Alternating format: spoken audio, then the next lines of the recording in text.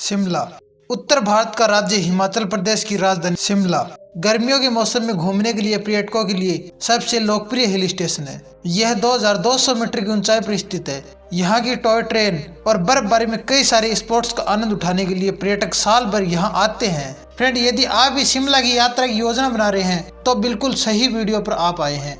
आज के वीडियो में हम आपको शिमला के बारे में कई सारे तथ्य और साथ ही शिमला पर्यटन स्थल में शिमला में कहाँ ठहरे, शिमला कैसे घूमे इत्यादि यात्रा से संबंधित कई आवश्यक जानकारी देने वाले हैं। तो इस वीडियो में अंत तक जरूर बने रहिए और साथ ही चैनल को सब्सक्राइब जरूर कर लीजिए। सबसे पहले हम बात कर लेते हैं शिमला के बारे में रोचक तथ्यों की।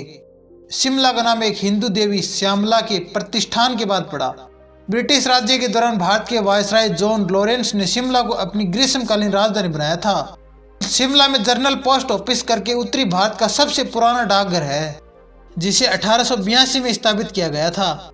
फ्रेंड, क्या आप जानते हैं 1871 में शिमला पंजाब की राजधानी थी, लेकिन उसके बाद हिमाचल प्रदेश का गठन होने के बाद हिमाचल प्रदेश के हिस्से में आ गया और फिर उसकी राजधानी बन गई। आपको बता दें कि शिमला मिर्च का संबंध भी शिमला से है। बहुत पहले ब्रिटिश शासकों द्वारा शिमला मिर्च लाया गया था और उसे शिमला में अत्यधिक मात्रा में उगाने का फैसला किया गया था। तब से ही उस मिर्च को शिमला मिर्च के नाम से जाना जाता है। Shimla tourist place. अर्की किला। शिमला में मौजूद यह किला वहां के लोकप्रिय स्थानों में से एक है, जिसे 1660 ईस्वी में निर्मित किया गया था। इस किले में राजपूत और मुगल के वास्तुकला का मिश्रण देखने को मिलता है। इस किले को कांगड़ा चित्रों से सुशोभित किया गया है। यहाँ पर कई सारी पेंटिंग भी है जो 200 साल से भी पुरानी मानी जाती है। कुल्लू।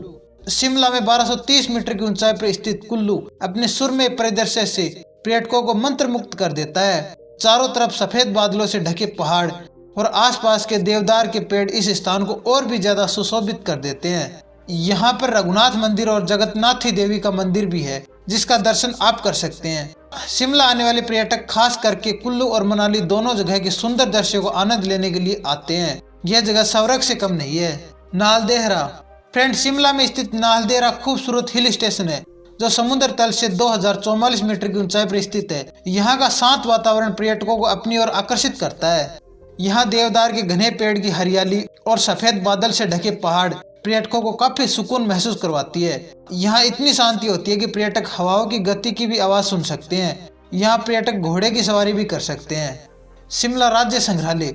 सांस्कृतिक समृद्धि को सुरक्षित रखने और अतीत को दर्ज करने के उद्देश्य से वर्ष 1974 में बनाए गए इस संग्रहालय को हिमाचल प्रदेश राज्य संग्रहालय भी कहते हैं। इस संग्रहालय में कई सारी मूर्तियां, पेंटिंग, प्राचीन सिक्के और हस्तशिल्प का संग्रह है। इस शहर में स्थित औपनिवेशिक इमारतें पर्यटकों को इस शहर की शानदार अतीत से परिचित करवाती हैं। फ्रेंड, अब बात करते हैं शिमला के लोकप्रिय स्थानीय भोजन की। शिमला हिमाचल प्रदेश का एक लोकप्रिय पर्यटन स्थल होने के कारण यहाँ पर स्वादिष्ट व्यंजनों की कमी नहीं है। यहाँ पर स्थानीय भोजन से लेकर विभिन्न राज्य सहित कॉन्टिनेंटल फूड भी मिलते हैं। यहाँ पर कई सारे रेस्टोरेंट हैं। साथ ही मॉल रोड के निचले बाजार में काफी अच्छी पंजाबी ढाबा और वैष्णो ढाबा है। यहाँ पर आपको स्वादिष्ट व्यंजनों के नामों की एक से बढ़कर एक श्रेणी मिल जाएगी। इसके अलावा यहाँ के स्ट्रीट फूड की बात ही कुछ अलग है। शिमला में हिमाचल प्रदेश में प्रसिद्ध सभी स्थानीय भोजन मिलते हैं, जिसमें सिड्ढू, धाम, तुड़किया भात, माद्रा, सिद्धू, भे, छागोस्त, बबरू खट्टा इत्यादि शामिल है। इसके अतिरिक्त वहाँ पर तिब्बती संस्कृति से प्रेरित कई व्यंजन जैसे कि मोमोज, तिंगमो, लुचियो बोटी, थुक्पा, थेटुक भी पेश किए जाते हैं। फ्रेंड, अब बात करते हैं शिमला कैसे पहुंचे। रेल मार्ग से शिमला कैसे पहुंचे। यदि आप शिमला की यात्रा के लिए रेल मार्ग का चयन करना चाहते हैं तो बता दें कि आपको देश के अन्य राज्यों के रेलवे स्टेशनों से सीधे शिमला के लिए ट्रेन नहीं मिलेगी। शिमला का सबसे नजदीकी रेलवे स्टेशन कालका है, जो यहाँ से 92 किलोमीटर की दूरी पर है। आपको कालका के लिए टिकट दिल्ली, मुंबई या देश के अन्य कई शहरों से मिल जाएगी। कालका पहुंचने के बाद आप शिमला के लिए कैब या फिर टॉय ट्रेन का चयन कर सकते हैं। हालांकि ट्रेन में आपको ज़्यादा समय लग सकता है, लेकिन यदि आप एक नया अनुभव करना चाहते हैं तो आप टॉय ट्रेन से ही शिमला जाइए। टॉय ट्रेन की यात्रा के दौरान यह ट्रेन 103 सुरंगों से होकर गुजरती है। साथ ही आपको झरने, पेड़ पौधे और बस इत्यादि का नज़ारा भी देखने को मिलता है, जो आपकी यात्रा को काफ़ी आनंददायक बना सकता है। बात करें हवाई मार्ग की। यदि आप शिमला जाने के लिए हवाई जहाज का चयन करना चाहते हैं तो बता दें कि शिमला में अन्य राज्यों की हवाई जहाज नहीं आती। हालांकि शिमला में हवाई अड्डा तो है, लेकिन यहाँ ज़्यादातर घरेलू उड़ानें ही होती है। जिसके कारण पर्यटकों को यहाँ के नज़दीकी शहरों के हवाई अड्डों की टिकट बुक करवानी पड़ती है। यदि आप शिमला हवाई मार्ग के जरिए जाना चाहते हैं तो आप शिमला से लगभग 20 किलोमीटर की दूरी पर स्थित जुब्बरहट्टी एयरपोर्ट के लिए टिकट बुक कर सकते हैं, जो शिमला का सबसे नज़दीकी एयरपोर्ट है। लेकिन यहाँ के लिए भी विमान अन्य राज्यों से सीधा मिलना मुश्किल हो सकता है। इसके लिए सबसे पहले तो आपको चंडीगढ़ या दिल्ली की फ्लाइट पकड़नी होगी, जिसके बाद आपको जुब्बरहट्टी के लिए फ्लाइट बदलनी पड़ेगी और फिर जुब्बरहट्टी हवाई अड्डे से बस या किसी अन्य वाहन से शिमला पहुँच सकते हैं। एक रोचक बात बता दें कि आप चाहे तो चंडीगढ़ से हेलीकॉप्टर के माध्यम से सीधे शिमला के बीचों बीच लैंड कर सकते हैं। चंडीगढ़ में जून महीने में शिमला हेलीकॉप्टर सर्विस की शुरुआत होती है। इस सर्विस को लेकर आप चंडीगढ़ से मात्र 25 मिनट में शिमला पहुंच सकते हैं। सड़क मार्ग के जरिए शिमला कैसे पहुंचा जाए? यदि आप सड़क मार्ग के जरिए शिमला पहुंचना चाहते हैं तो बता दें कि दिल्ली, चंडीगढ़, कुल्लू, अंबाला, कालका से शिमला के लिए सीधे बसें हैं। चंडीगढ़ से नेशनल हाईवे 22 के जरिए शिमला पहुंचा जा सकता है। यदि आप दिल्ली या फिर दिल्ली के अन्य पड़ोसी राज्यों में रहते हैं तो आप सबसे पहले दिल्ली आ सकते हैं और दिल्ली से सड़क मार्ग के जरिए आप शिमला पहुंच सकते हैं। दिल्ली से शिमला 370 किलोमीटर की दूरी पर स्थित है। यहाँ से शिमला के लिए आपको कई डिलक्स बस सर्विस या फिर साधारण बस सेवा मिल जाएगी। यदि आप बस पर शिमला जाने का आनंद लेना चाहते हैं और आपका बजट ज़्यादा है तो आप वोल्वो बस का चयन कर सकते हैं, जिसमें टीवी स्क्रीन और एयर कंडीशनर की सुविधा आती है। और अब बात करते हैं कि शिमला कब जाइए। यूँ तो शिमला में साल भर पर्यटकों का आना जाना रहता है। इसकी सुंदरता हर मौसम में बरकरार रहती है, लेकिन शिमला घूमने का सबसे उचित समय मार्च से जून जुलाई तक होता है, क्योंकि इस दौरान भारत के अन्य हिस्सों में काफ़ी गर्मी होती है और गर्मी से बचने के लिए ज़्यादातर टूरिस्ट इस मौसम में शिमला आते हैं। इस दौरान यहाँ पर शिमला में लगभग 20 डिग्री सेल्सियस तक का तापमान होता है, जिससे वातावरण काफ़ी ठंडक वाला और सुहावना होता है। वैसे यदि आप शिमला में स्नो का आनंद लेना चाहते हैं तो नवंबर से फरवरी तक के महीनों के दौरान जा सकते हैं। इस दौरान यहाँ पर काफ़ी ज़्यादा बर्फबारी होती है और पर्यटक बर्फ में कई सारे स्पोर्ट्स का आनंद उठाते हैं। लेकिन इस दौरान यहाँ पर ठंडक भी काफ़ी होती है, इसलिए इस मौसम में शिमला की यात्रा के दौरान अपने साथ गर्म कपड़े रखना बहुत आवश्यक है।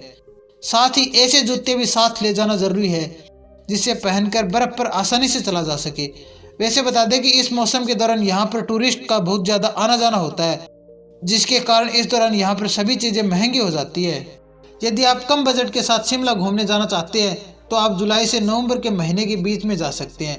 इस दौरान यहाँ पर काफ़ी कम टूरिस्ट आते हैं, जिसके कारण चीज़ें सस्ती हो जाती है। शिमला यात्रा के लिए कितने दिन की योजना बनानी चाहिए? शिमला में ज़्यादा कुछ घूमने के लिए नहीं है।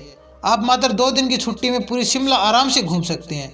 यहाँ पर जितने पर्यटक स्थल हैं सभी लगभग 10 किलोमीटर के भीतर ही हैं, जिससे 2 दिन के अंदर सभी पर्यटक स्थलों को विजिट करना काफ़ी आसान हो जाता है। पहले दिन आप चाहे तो शिमला में जितने भी पर्यटन स्थल हैं उन्हें विजिट कर सकते हैं। वहीं दूसरे दिन आप शिमला से 13 किलोमीटर की दूरी पर स्थित बर्फीला पहाड़ कुफरी पर एडवेंचर गतिविधियों का आनंद उठा सकते हैं। शिमला में रुकने के लिए पर्यटकों को किसी भी प्रकार की परेशानी नहीं होती। वहाँ के मॉल रोड और बस स्टैंड से कुछ ही दूरी पर कई सारे होटलों की श्रृंखला मिल जाती है, जहाँ पर पर्यटक अपने बजट के अनुसार किसी भी होटल में रूम बुक करवा सकते हैं। वहाँ पर पर्यटकों को न्यूनतम 800 से 1500 रुपये तक के चार्ज पर रूम मिल जाता है। हालांकि वहाँ पर सुविधा के अनुसार रूम की अधिकतम चार्ज 10,000 तक भी लग जाता है।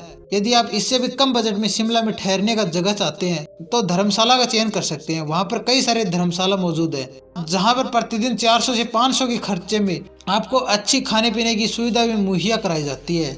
शिमला कैसे घूमे?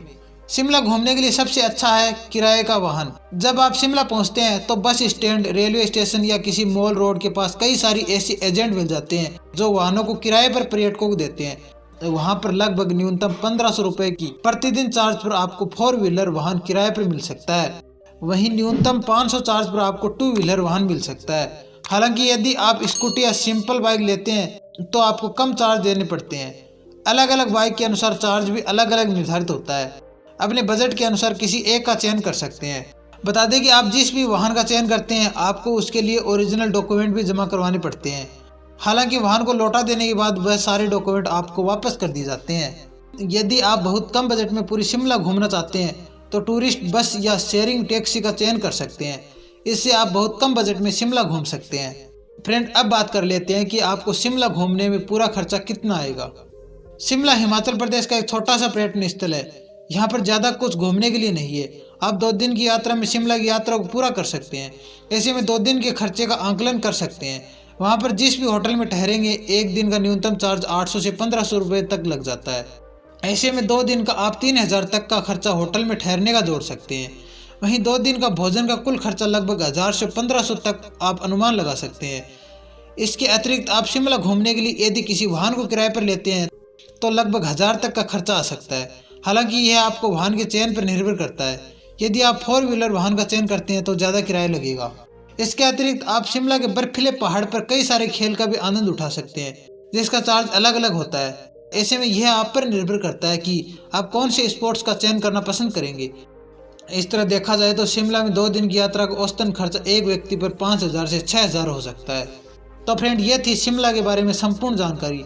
फ्रेंड, आज के इस वीडियो में हमने आपको शिमला में लोकप्रिय पर्यटन स्थल से जुड़ी सभी आवश्यक जानकारी दी है, जो आपकी शिमला की यात्रा को आनंददायक बनाने में मदद करेगा।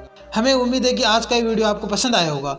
शिमला से जुड़ा आपका कोई भी प्रश्न हो तो आप कमेंट में लिखकर जरूर बताइएगा, और इस वीडियो को लाइक करके अपने दोस्तों के साथ शेयर जरूर करें। और साथ ही अगर आप हमारे चैनल पर पहली बार आए हैं तो चैनल को सब्सक्राइब जरूर कर लीजिएगा। धन्यवाद, मिलते हैं नेक्स्ट वीडियो में। तब तक के लिए अपना ख्याल रखिए।